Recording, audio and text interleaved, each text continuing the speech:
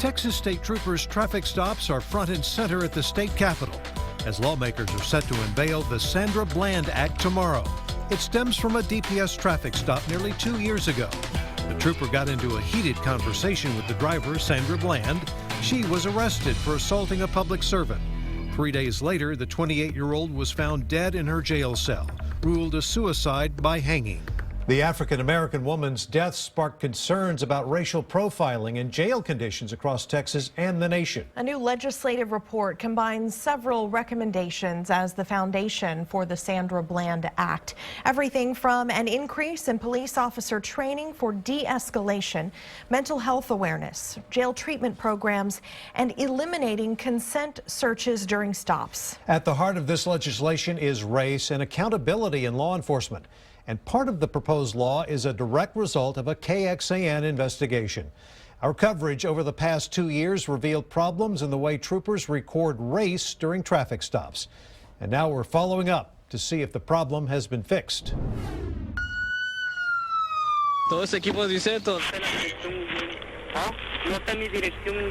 DPS troopers issuing traffic tickets to Hispanic drivers, but recording their race as white.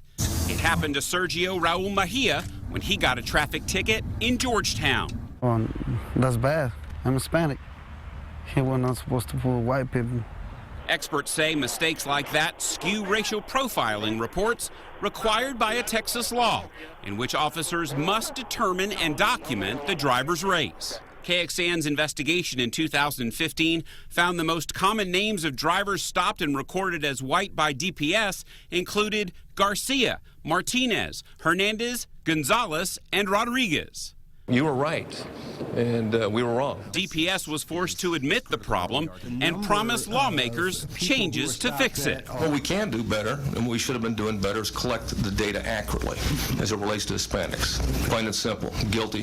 To find out if DPS is now following the law, we asked a racial profiling expert, Frank Baumgartner at the University of North Carolina, to analyze DPS stops from 2016. His results show our investigation has made a major difference.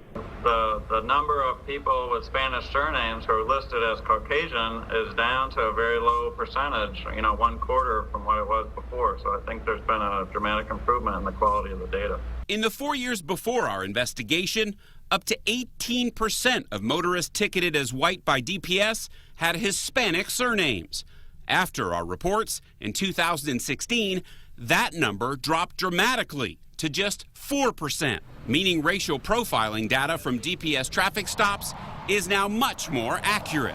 We can't study racial profiling if we don't have good data on who's of what race. So it is really good to see that the DPS is doing a better job of it.